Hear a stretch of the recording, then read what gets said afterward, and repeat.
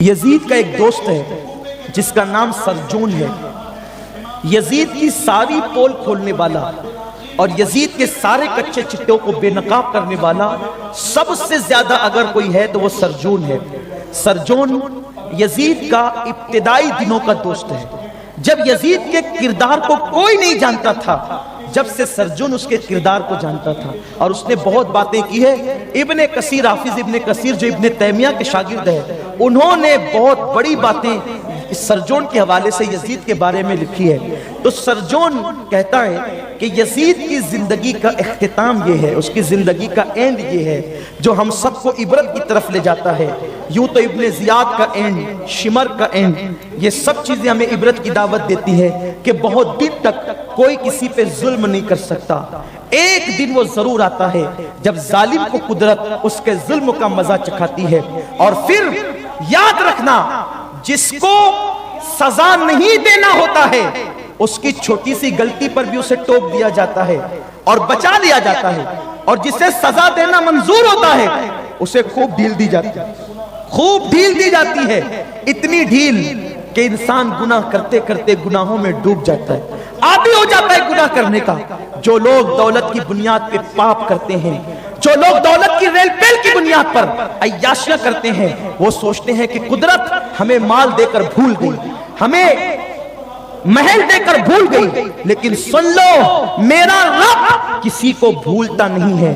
اگر کوئی تحت الثری کی تہ میں جا کر گناہ کرے تو بھی قدرت اسے دیکھتی ہے۔ اس لیے طاقت کے بل پر، جوانی کے بل پر، مال کے بل پر کبھی اللہ کی نافرمانی نہ کرنا، ورنہ قدرت جب ڈوری ٹائٹ کرتی ہے تو پھر انسان کے توبہ کے لیے بھی ہاتھ نہیں اٹھتے۔ تو یزید نے خوب عیاشیاں کی، بندروں کا ناچ دیکھنا، مرغ لڑانا، اسی طرح سے معاذ اللہ سرجون نے یہاں تک کہا ہے کہ یزید اس بدترین ذات کا نام ہے کہ جب اس کی شہوت بھڑکتی، حیا کے پردے میں کہنا چاہتا ہوں، اس کی شہوت بھڑکتی تو وہ سوتیلی ماں کے ساتھ بھی اپنی ضرورت پوری کرتا، وہ فوفی کے ساتھ بھی اپنی ضرورت پوری کرتا، اتنا ہی نہیں وہ لڑکوں کے ساتھ بھی اپنی ضرورت پوری کرتا۔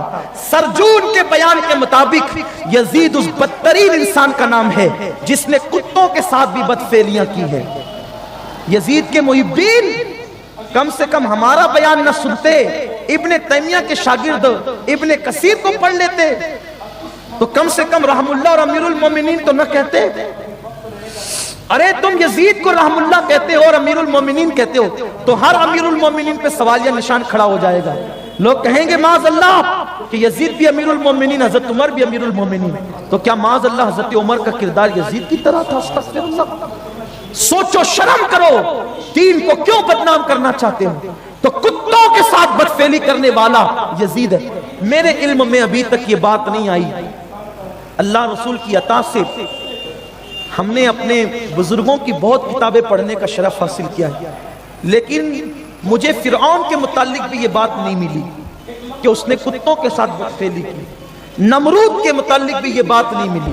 بخت نصر کے بارے میں، ابو جہل وغیرہ کے بارے میں بھی یہ بات ہم نے نہ پڑھی نہ سنی کہ اس نے کتوں سے بدفعلی کی۔ لوگ کہتے ہیں حضرت امام اعظم نے یزید کو کافر نہیں کہا، تم لوگ اتنی اس کی برائی مت کیا کرو۔ تو آپ سمجھتے کیا ہیں کہ اگر اس کو کافر نہیں کہا تو کیا مسلمان کہا ہے؟ امام اعظم نے نہ اس کو مسلمان مانا نہ اس کو کافر کہا، اور امام اعظم کی فقہی ندرت تم کیا جانو؟ تمہیں تو حنفیت کی ہوا بھی نہیں لگی ہے۔ دراصل اگر کافر کہہ دیتے امام اعظم، ان کی فقہی بصیرت دیکھو کتنی عظیم ہے، ان کی دور اندیشی دیکھو۔ اگر کافر کہتے تو لوگ سمجھتے جیسے ہندوستان کے بمبئی کے کافر کی طرح، یعنی ایک محدود تصور ہو جاتا، کیونکہ بہت سارے کافر ایسے ہیں کہ جو کفر تو کرتے ہیں لیکن شراب نہیں پیتے۔ آپ کے بمبئی میں بہت سارے کافر ایسے ہیں جو لوگوں کے شراب چھڑانے کے لیے دوائیاں دیتے ہیں، ہے نا؟ ایسے کافر ہیں۔ بہت سے کافر ایسے ہیں جو کافر ہیں لیکن زانی نہیں ہیں، جو زنا کے بارے میں تقریریں کرتے، لیکچر دیتے ہیں مت جاؤ زنا کی طرف۔ کوئی ضروری نہیں کہ کافر ہو تو زنا بھی کرے، کافر ہے لیکن زنا نہیں کرتا، کافر ہے لیکن شراب نہیں پیتا، ایسا بھی ہے۔ اگر یزید کو کافر کہہ دیتے تو لوگ سمجھتے ویسا کافر جیسے مالیگاؤں میں کوئی کافر رہتا ہو، جیسے بمبئی کا کوئی کافر ہو۔ لوگ شیطان کو کافر نہیں کہتے کیونکہ شیطان ایک اصطلاح کا نام ہے، یعنی جب بھی شیطان آئے گا کفر کی جان، शैतान, लड़ाई लगाने वाला शैतान, जिना करवाने वाला, यानी उसका नाम आया और सारी गंदगी सामने आ गई। तो ये शैतान एक खुद इस्तिलाह है, उसे काफिर, मुनाफिक, मुशरिक कहने की जरूरत नहीं।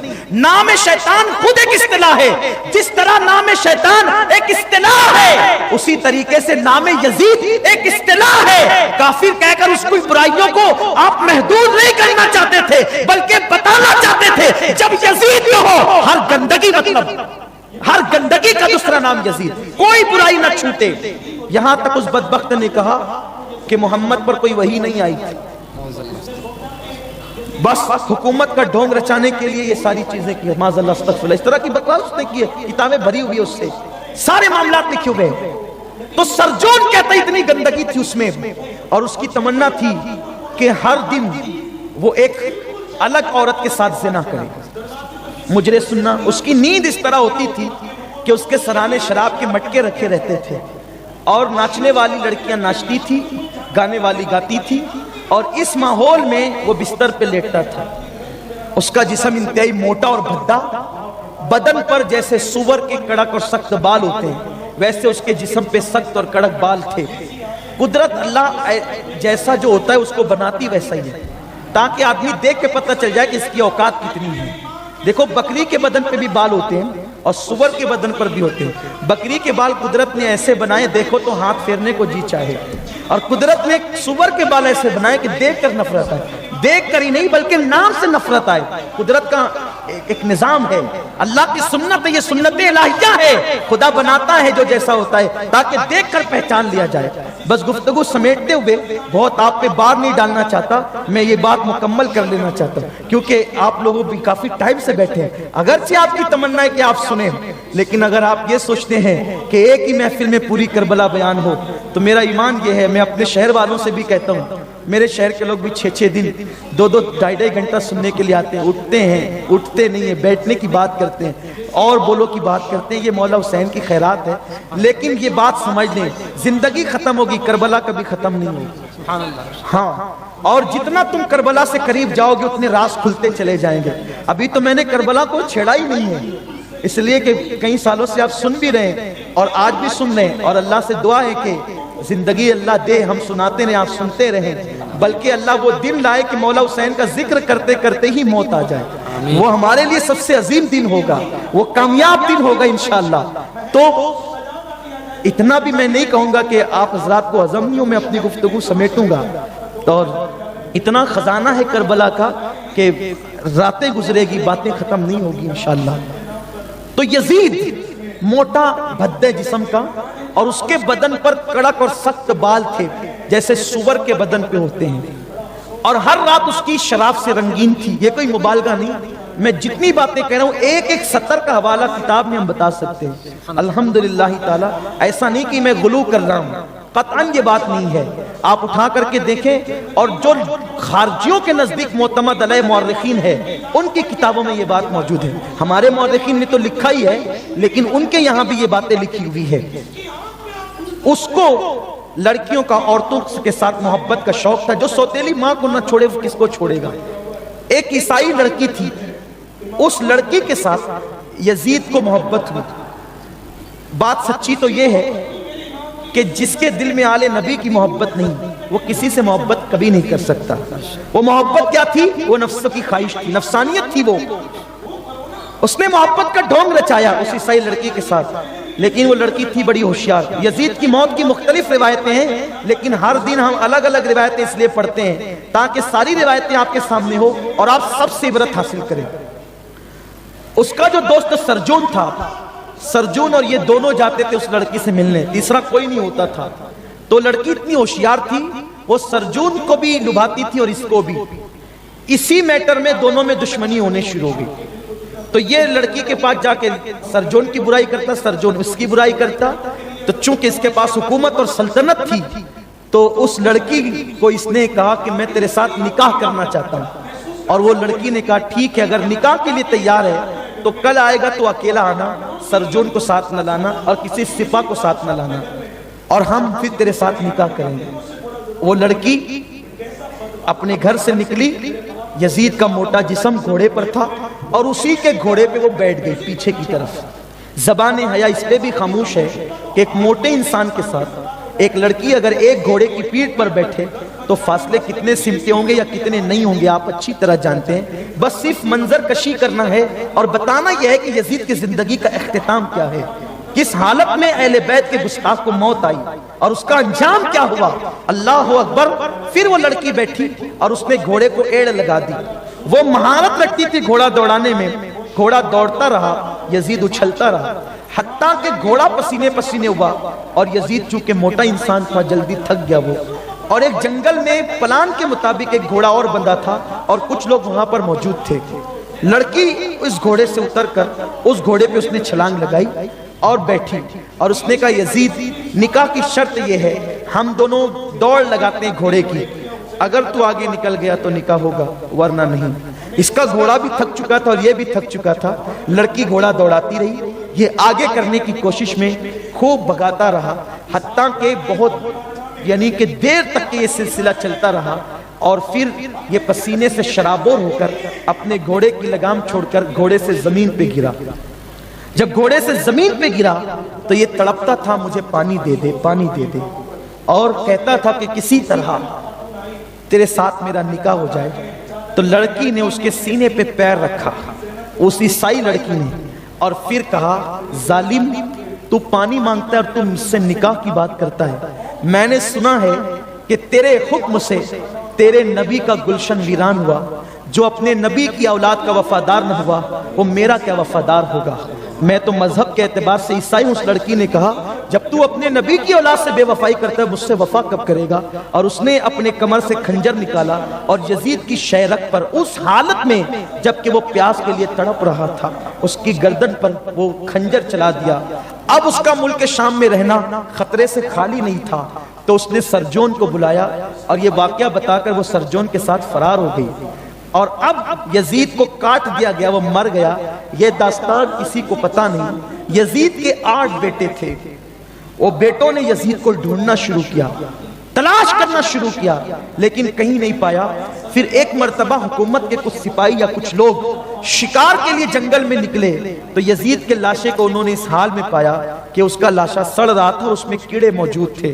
تو اس کے 8 بیٹوں نے مل کر اس کی نماز جنازہ پڑھے بغیر, اس کے جسم کو غسل دیے بغیر, کیونکہ پوزیشن ہی یہ نہ تھی کہ غسل دیا جاتا کیونکہ جسم پھٹا ہوا تھا اور اس میں کیڑے تھے اور بدبو آ رہی تھی, تو اس کے جسم کو نہلائے بغیر اور نماز جنازہ پڑھے بغیر اس کو جو ہے اس کے بیٹوں نے دفن کر دیا اور چھپا کر دفن کیا, بتایا نہیں گیا جنگل کے اندر. اور پھر یہاں تک حالت ہوئی کہ بس انہوں نے اعلان کر دیا کہ یزید مر گیا. اور اس کے بعد اس کے بیٹے معاویہ اصغر کو حکومت سونپنے کی بات کی گئی. تو معاویہ اصغر کا کہنا یہ تھا کہ جس تخت پر اہل بیت کے خون کے دھبے ہو وہ تخت مجھے نہیں چاہیے, اور اس نے لینے سے انکار کہ وہ مر گیا. اس کے بعد اس کے 8 بیٹے یکے بعد دیگرے مرض میں مبتلا ہو کے مرتے چلے گئے اور اس کی نسل وہیں پر ختم ہو گئی. لیکن امتحان میں وہ اس طرح ناکام ہوا, عیاشیاں کی, برائیاں کی, اختتام یہ ہوا, نسل بھی ختم ہو گئی. حسین نے سب کچھ لٹایا. مولا اگر تو بیٹا مانگتا ہے جوان تو لے لے, معصوم علی اصغر مانگتا ہے تو لے لے, میری جان چاہیے وہ بھی لے لے. سب حسین نے دیا, سب دیا, خدا کو راضی کیا. تو پھر حال یہ ہوا کربلا سے حسین کا ایک ہی بیٹا لٹا ہوا مدینے پہنچا تھا. اس ایک ہی بیٹے میں اللہ نے اتنی برکت عطا کی کہ پوری دنیا کے اندر جہاں کئی مسلمان بستے ہیں وہاں حسینی سید آج بھی موجود ہے. ارے خود آپ کی بستی میں شاہ بخاری جو سو رہے ہیں یہ امام حسینی کی تو اولاد ہے. آپ غور فرمائیں تو یہ فیضان حسینی آج گھر گھر بٹ رہا ہے. لوگ کہتے ہیں حسین کا گلا کٹ گیا, حسین ہار گئے, یزیدیوں نے گلا کاٹ لیا, یزیدی جیت گئے. ہم کہتے ہیں ایسا نہیں ہے. دیکھیے جنگ کے ایجنڈے ہوتے ہیں, ایجنڈا جو جیتا ہے وہی جیتا ہوا مانا جاتا ہے, جو ایجنڈا ہار جاتا ہے وہ جیتا ہوا نہیں مانا جاتا. یزید کا ایجنڈا یہ تھا حسین میں تیرے ہاتھ سے بیعت لے کر کے رہوں گا. حسین کا ایجنڈا یہ تھا میں بیعت نہیں کروں گا. یزید بیعت لینا چاہتا تھا, حسین بیعت کرنا نہیں چاہتے تھے. مجھے بتاؤ اگر یزید بیعت لے لیتا تو پھر لوگ کہتے یزید جیت گیا. حسین نے بیعت نہیں کی, مولا حسین جیتے. اور اللہ اکبر, مورخین نے یہاں تک لکھا کہ جب امام حسین کا سر کاٹ لیا گیا تو اس وقت یزیدیوں میں سے کسی نے یہ پلان پیش کیا تھا، منصوبہ پیش کیا تھا، جیتے جی حسین نے یزید کے ہاتھ میں ہاتھ دے کر بیعت نہیں کی تو چلو جلدی سے حسین کے ہاتھ کاٹ لیتے ہیں، وہی ہاتھ لے جائیں گے دمشق کو اور یزید کے ہاتھ میں ہاتھ رکھ دیں گے تو حسین کی روح تڑپے گی کہ جیتے جی ہاتھ نہ دیا تو شہادت کے بعد تو یزید کے ہاتھ میں ہاتھ دے دیا، لیکن جیسے وہ لاشے کی طرف بڑھے قدرت نے حسین کے دونوں ہاتھ اٹھا لیے تھے، اب مولا حسین کے ہاتھ موجود نہ تھے، مولا حسین نے شہادت سے پہلے اپنے ہاتھ بچائے، اللہ نے شہادت کے بعد ان کے ہاتھوں کی لاج رکھی اور بتا دیا کہ حسین ایجنڈے پر تو جیتے گا، یزید شکست کھائے گا۔ اور بمبئی والوں میں تمہیں کیا بتاؤں، تم تو لڑنے والے لوگ ہو، تمہارے یہاں لڑائیاں مشہور ہے۔ دیکھو جب دو گروپ لڑتے ہیں تو جو میدان چھوڑ کے بھاگ جاتا ہے اس کو ہارا ہوا کہتے ہیں، اور جو میدان میں کھڑا رہتا ہے اس کو جیتا ہوا کہتے ہیں۔ یہی تو ہے، ہار جیت کا معیار زیادہ سے زیادہ یہی ہے کہ جو میدان چھوڑ گیا وہ ہار گیا، جو میدان میں موجود ہے وہ جیت گیا۔ آپ مجھے بتائیے کربلا کے اندر اس وقت کھڑا کون ہے؟ کیونکہ جنگ تو کربلا میں ہوئی تھی، اس وقت کھڑا کون ہے؟ یزیدی یا یزید ابن زیاد شمر کون کھڑا ہے؟ ان کے پتے بھی نہیں ہے، سب بھاگ گئے ہیں۔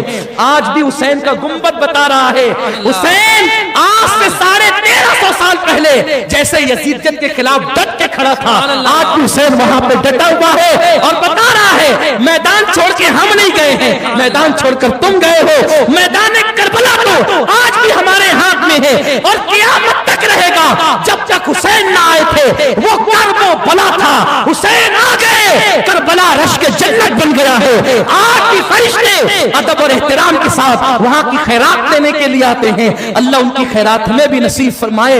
ان کے گھر میں بے اجازت جبرائیل آتے نہیں، قدر والے جانتے ہیں، قدر شان اہل بیت، سر کٹانا جان دینا، کوئی مجھ سے سیکھ لے جان عالم ہو فدا۔ اے خاندان اہل بیت اپنا سودا بیچ کر بازار سونا کر گئے، کون سی بستی بسائی تاجران اہل بیت پورے کرتی ہے، عروسان شہادت کا سنگھار خوب دولہا بنا ہے۔ ہر جوان اہل بیت بے ادب گستاخ فرقے کو سنا دے اے حسن، بے ادب گستاخ فرقے کو سنا دے اے حسن، یوں کہا کرتے ہیں۔ سبحان اللہ سبحان اللہ سبحان اللہ، یوں کہا کرتے ہیں، اس شان سے کہا کرتے ہیں، یوں کہا کرتے ہیں سنی داستان اہل بیت، اس شان سے کرتے ہیں کہ صحابہ کی بے ادبی بھی نہ ہو اور اہل بیت کا حق بھی ادا ہو جائے۔ حق تو یہ ہے کہ حق ادا نہ ہوا، اللہ ہم سب کو صحابہ اور اہل بیت کی محبت میں قائم رکھے، اسی پہ زندگی دے، اسی پہ موت عطا فرمائے۔ آقا نے فرمایا من مات حب آل محمد ماتا شہید، جو میری اہل بیت کی محبت میں مر جائے اللہ اسے شہادت کا مقام عطا فرماتا ہے۔ ایسی فریاد کی تو یزید پر ایسی ہیبت آئی کہ وہ ڈر گیا، کہا کہ زین العابدین کو چھوڑ دو، اور کہنے لگا کہ اب ہمارے دربار میں اونچی آواز میں بات نہ کرو، اس دربار کے آداب بتا لاؤ۔ زین العابدین کہتے ہیں تیرے جیسے پلید کے دربار کا میں ادب بجا لاؤں، تیرے دربار کو ہم جوتوں کی نوک پر رکھتے ہیں۔ للکارا اتنے میں یزید کا بیٹا آیا اور وہ بھی ہم عمر تھا امام زین العابدین کا۔ سنیے گا بڑی اہم بات پیش کر رہا ہوں، آخری بات۔ امام زین العابدین کے مقابلے میں آیا اور بالکل سیم عمر دونوں کی۔ یزید نے کہا حسین کا بیٹا ہے نا تو میرے بیٹے سے کشتی کر۔ کہا کہ جب تو دیکھنا ہی چاہتا ہے ہم ہاشمی خاندان کے شیروں کی بہادری کو، پھر بھیج تیرے بیٹے کو۔ ابھی یہ دونوں آپس میں کشتی لڑی رہے تھے، اتنے میں محل کے اندر نقارے بجے۔ جیسی نقارے بجے یزید کا وہ لعنتی بیٹا کہنے لگا دیکھ زین العابدین علی حسین کے بیٹے علی، دیکھ ہماری جیت کے نقارے بج رہے ہیں، میرے باپ کے اور ہمارے خاندان کے نقارے بج رہے ہیں۔ جیسے اس نے اتنا کہا تھوڑی دیر کے بعد اذان کی صدائیں ہوئی۔ زین العابدین نے کہا کہ تیرے باپ کا نقارہ جب تک نقارہ ہے اور جب ٹوٹ جائے